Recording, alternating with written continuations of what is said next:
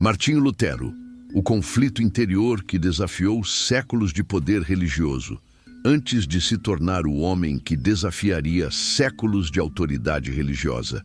Martinho Lutero era apenas um jovem atormentado por uma pergunta que parecia não ter resposta. Como um ser humano poderia encontrar paz diante de um Deus que parecia exigir perfeição absoluta? Essa pergunta não nasceu em um palácio, nem em uma catedral cheia de poder. Ela nasceu dentro da mente inquieta de um rapaz, criado entre disciplina rígida, medo do inferno e a sensação constante de que jamais seria digno da salvação. É difícil imaginar hoje, em um mundo onde a fé, muitas vezes, é tratada como escolha pessoal, o peso esmagador que a religião exercia sobre a Europa do final do século XV. A igreja não era apenas uma instituição espiritual. Ela era o eixo em torno do qual girava a política, a cultura, a moral e até o destino das almas após a morte. Questioná-la era, em muitos casos, equivalente a desafiar o próprio Deus. E foi exatamente nesse cenário que nasceu o homem que acabaria mudando tudo. Martinho Lutero veio ao mundo em 1483, na pequena cidade de Eisleben, dentro do Sacro Império Romano Germânico.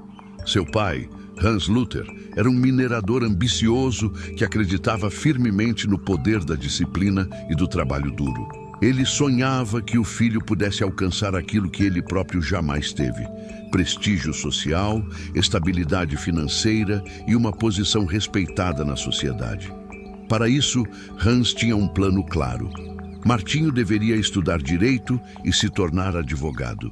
Era um caminho seguro, respeitado e promissor. Mas a vida de Lutero jamais seguiria caminhos previsíveis.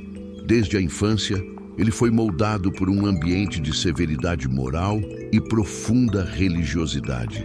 Sua mãe, Margarete, era conhecida por sua devoção intensa, mas também por sua rigidez na educação dos filhos. Para o jovem Martinho, crescer nesse ambiente significava viver constantemente sob a sensação de que Deus observava cada pensamento, cada erro e cada falha.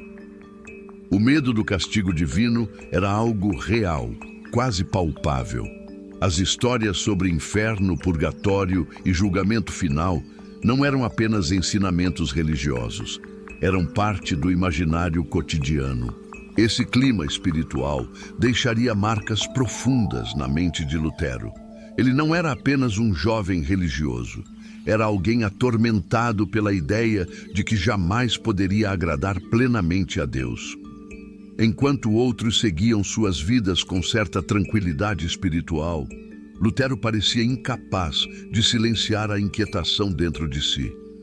Era como se sua consciência estivesse sempre em julgamento. Mesmo assim, ele seguiu o caminho que seu pai desejava. Estudou em boas escolas e demonstrou desde cedo uma inteligência notável. Aos 17 anos, ingressou na Universidade de Erfurt, uma das mais respeitadas da Alemanha. Ali, mergulhou nos estudos de filosofia, lógica, retórica e artes liberais. Era um estudante brilhante. Seus professores o admiravam e seu pai via cada vez mais próximo o sonho de ter um filho advogado de prestígio. Mas por trás desse sucesso acadêmico crescia uma tempestade interior. Lutero estudava com intensidade, mas quanto mais aprendia, mais percebia que as respostas que buscava sobre Deus, pecado e salvação pareciam escapar de suas mãos. A religião que deveria trazer paz parecia apenas aprofundar sua angústia. Ele sentia que, por mais que tentasse viver corretamente, sempre estaria em dívida com Deus. Foi então que um episódio aparentemente simples mudaria o curso da história. Em julho de 1505, Lutero viajava de volta para Erfurt quando foi surpreendido por uma violenta tempestade. Raios caíam ao seu redor e o medo da morte tomou conta de seu coração. Naquele instante, tomado pelo pânico, ele fez uma promessa desesperada. Se sobrevivesse, dedicaria sua vida a Deus como monge. Para muitos, essa promessa poderia ter sido apenas uma reação momentânea ao medo. Mas para Lutero, aquilo era sagrado. 2 semanas depois, para surpresa e indignação de seu pai, ele abandonou os estudos de direito e entrou no mosteiro agostiniano de Erfurt. Ali começaria o verdadeiro conflito de sua vida. No mosteiro, Lutero mergulhou em uma disciplina espiritual rigorosa. Jejuns, orações intermináveis, vigílias noturnas e confissões constantes tornaram-se parte de sua rotina. Ele buscava desesperadamente purificar sua alma. Cada pensamento impuro era motivo de culpa. Cada erro parecia prova de sua indignidade diante de Deus. Ele se esforçava mais do que qualquer outro monge, mas, paradoxalmente, quanto mais se dedicava, mais distante parecia estar da paz que procurava. Anos mais tarde, Lutero confessaria algo surpreendente. Se algum monge pudesse alcançar o céu por suas próprias práticas religiosas, ele acreditava que seria esse monge. E ainda assim, mesmo com toda essa dedicação, ele continuava atormentado. O problema não era sua falta de fé, era justamente o excesso dela. Lutero levava Deus tão a sério que a ideia de um Deus justo se tornava para ele quase insuportável. Se Deus era perfeitamente justo, como poderia um ser humano imperfeito sobreviver ao julgamento divino? Essa pergunta crescia dentro dele como um fogo silencioso. Seus superiores perceberam que havia algo especial naquele jovem monge inquieto. Lutero era inteligente, disciplinado e profundamente dedicado à teologia. Por isso, foi enviado para estudar e lecionar na Universidade de Wittenberg, uma instituição relativamente nova, mas que logo se tornaria o centro de uma transformação religiosa sem precedentes. Foi em Wittenberg que Lutero começou a estudar profundamente as Escrituras, especialmente as cartas do apóstolo Paulo. E foi ali que algo extraordinário aconteceu. Enquanto refletia sobre um versículo específico da carta aos Romanos, o justo viverá pela fé, Lutero teve uma compreensão que mudaria tudo. De repente, ele percebeu algo que jamais havia entendido antes. A justiça de Deus não era apenas condenação, era também graça. A salvação não era conquistada por obras, penitências ou méritos humanos. Ela era um presente divino recebido pela fé. Para Lutero, essa descoberta foi como sair de uma prisão espiritual. Pela primeira vez em sua vida, ele sentiu que poderia respirar. Mas essa nova compreensão trazia uma consequência inevitável. Se a salvação vinha pela fé, muitas das práticas da igreja da época começavam a parecer profundamente problemáticas, especialmente uma delas, a venda de indulgências. Na Europa daquele tempo, pregadores viajavam pelas cidades oferecendo indulgências, documentos que prometiam reduzir o tempo das almas no purgatório, em troca de dinheiro. Para muitos fiéis simples, isso parecia uma oportunidade real de garantir o perdão divino. Mas para Lutero, aquilo era um escândalo. Ele via camponeses pobres entregando suas poucas moedas, acreditando que estavam comprando a salvação. Algo dentro dele dizia que aquilo estava profundamente errado. Durante algum tempo, Lutero permaneceu em silêncio. Mas o silêncio não duraria para sempre. Em 31 de outubro de 1517, ele escreveu um documento que entraria para a história: As 95 Teses. Não era um manifesto revolucionário. Era, originalmente, um convite ao debate acadêmico sobre os abusos relacionados às indulgências.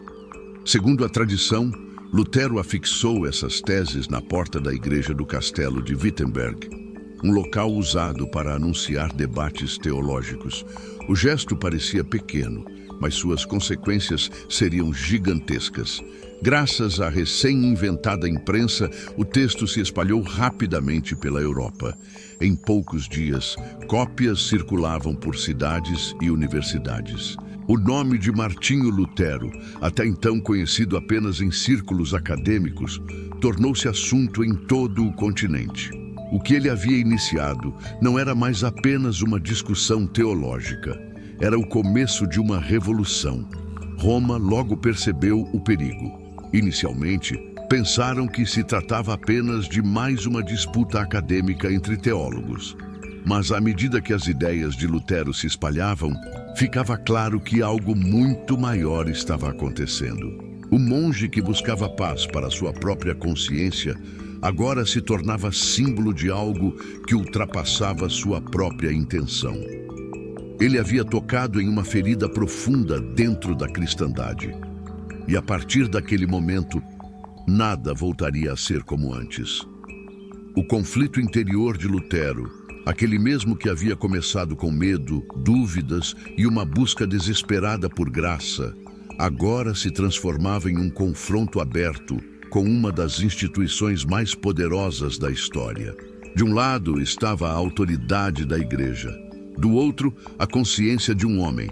E quando essas duas forças colidem, a história raramente permanece a mesma. Continuando a partir da jornada que nos trouxe até o momento em que as 95 teses começaram a se espalhar pela Europa, é importante entender que Lutero ainda não imaginava a dimensão do que havia iniciado.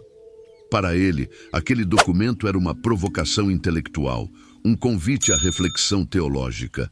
A porta da igreja de Wittenberg funcionava como um quadro de avisos acadêmico, onde professores colocavam temas para debate. Nada mais comum dentro do ambiente universitário da época. No entanto, o contexto histórico transformou aquele gesto em algo muito maior. A Europa do início do século XVI vivia uma transição silenciosa. O Renascimento despertava novas formas de pensar.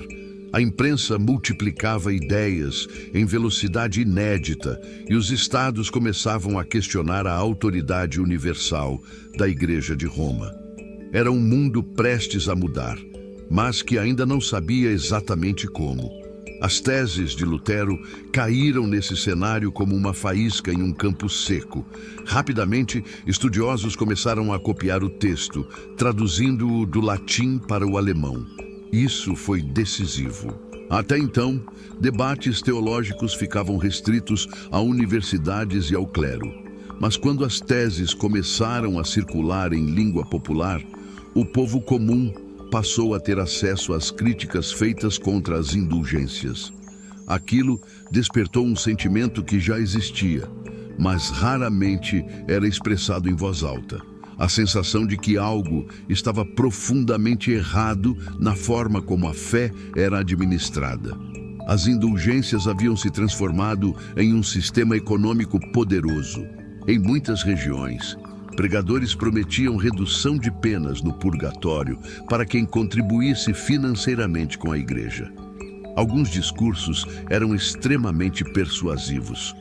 O dominicano Johann Tetzel, por exemplo, ficou famoso por repetir uma frase que ecoava nas praças e mercados. Assim que a moeda no cofre tilinta, a alma do purgatório salta. Para muitos cristãos simples, aquilo parecia um caminho real para ajudar familiares falecidos. Mas para Lutero, aquilo era uma distorção grave do Evangelho. Ele acreditava que o perdão não podia ser comprado, negociado ou distribuído por meio de documentos. O perdão vinha de Deus, pela fé. Essa convicção se tornaria o coração de sua teologia, mas naquele momento ainda estava em formação. Mesmo assim, suas críticas tocaram em algo profundo. Enquanto as teses se espalhavam, Roma começou a observar a situação com mais atenção. Inicialmente, acreditavam que se tratava apenas de mais uma controvérsia acadêmica entre monges. Mas à medida que o nome de Lutero se tornava conhecido, a preocupação aumentou. O problema não era apenas teológico, era político. A autoridade da igreja dependia da ideia de que Roma possuía a palavra final sobre a fé cristã. Se um professor alemão pudesse questionar publicamente práticas aprovadas pela instituição, outros poderiam fazer o mesmo. Isso abriria um precedente perigoso. Por outro lado, muitos príncipes alemães começaram a observar Lutero com interesse. Eles tinham suas próprias tensões com Roma. A Igreja possuía vastas terras e riqueza dentro do Sacro Império Romano Germânico, e os governantes locais frequentemente reclamavam da quantidade de recursos que fluíam para o Vaticano. Assim, enquanto teólogos discutiam doutrinas, governantes percebiam implicações políticas. Lutero, no entanto, ainda não pensava em revolução.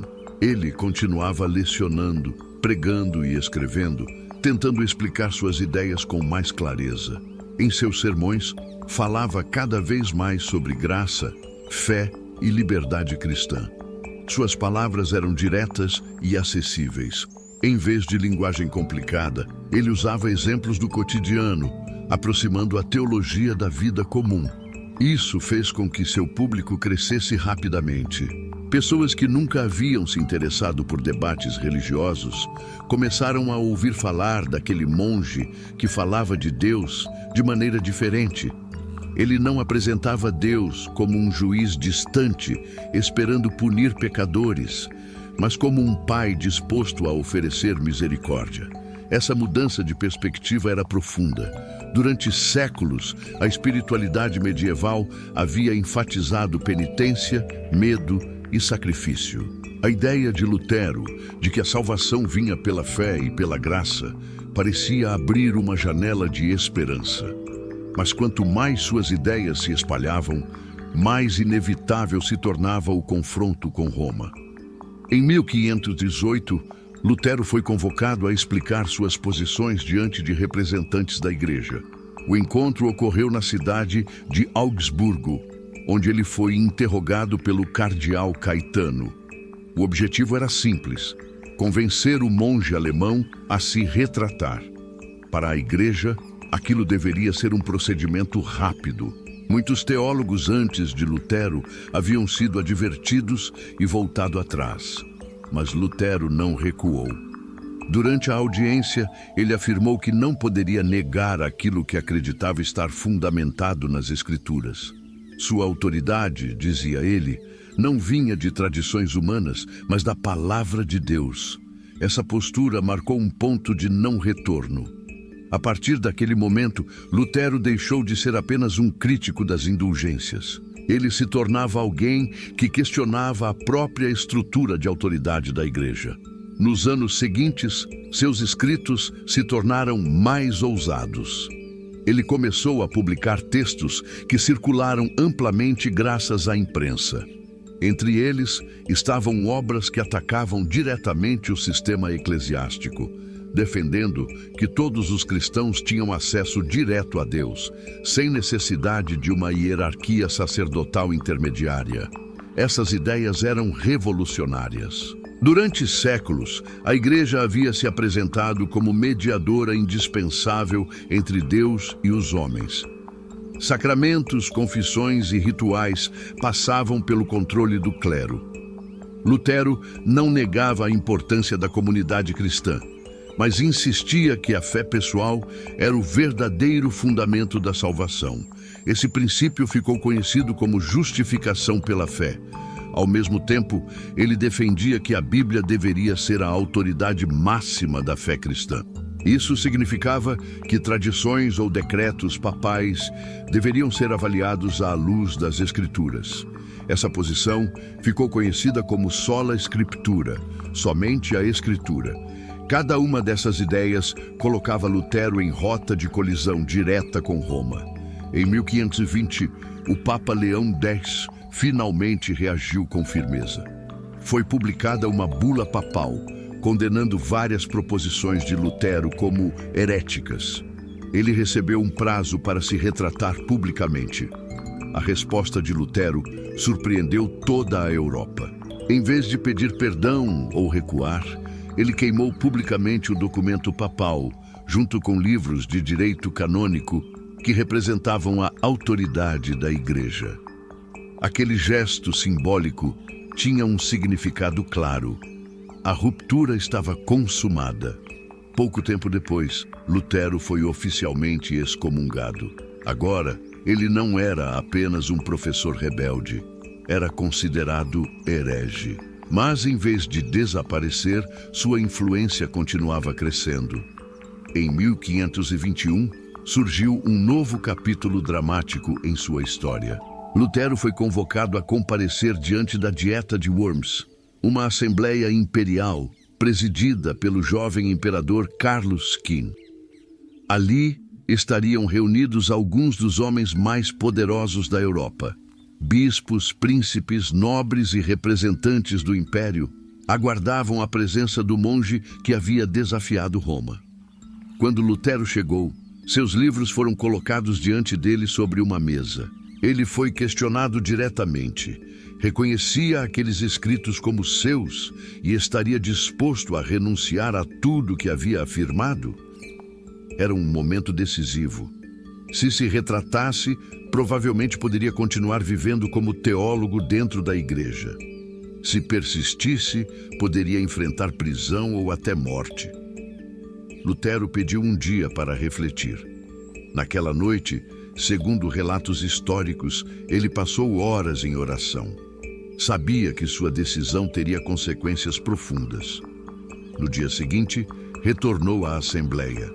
Com voz firme, declarou que não poderia renunciar às suas convicções a menos que fosse convencido pelas Escrituras ou por argumentos claros da razão. Então, pronunciou palavras que se tornariam lendárias. Minha consciência está cativa à palavra de Deus. Não posso e não irei retratar-me de coisa alguma. A sala ficou em silêncio. Ali estava um monge alemão, enfrentando o imperador mais poderoso da Europa. O resultado foi imediato. Lutero foi declarado fora da lei pelo Edito de Worms. Isso significava que qualquer pessoa poderia capturá-lo ou matá-lo sem punição legal. Mas algo inesperado aconteceu. Durante sua viagem de volta, Lutero foi interceptado por cavaleiros mascarados que o levaram para um lugar secreto. Aquilo parecia um sequestro. Na verdade, era uma estratégia. Frederico, o sábio, príncipe eleitor da Saxônia, havia organizado o plano para protegê-lo. Lutero foi levado ao castelo de Wartburg, onde viveria escondido por quase um ano. Durante esse período de isolamento, ele realizou uma das obras mais importantes de sua vida. Traduziu o Novo Testamento para o alemão. Até então, a Bíblia estava disponível principalmente em latim, língua inacessível à maioria da população. A tradução de Lutero permitiu que pessoas comuns lessem as Escrituras em sua própria língua. Esse gesto teve consequências gigantescas, não apenas religiosas, mas culturais. A tradução de Lutero ajudou a padronizar a língua alemã, influenciando a literatura e a educação por séculos. Enquanto isso, suas ideias continuavam a se espalhar pela Europa. O movimento que ele havia iniciado agora possuía vida própria, e o mundo cristão jamais voltaria a ser o mesmo.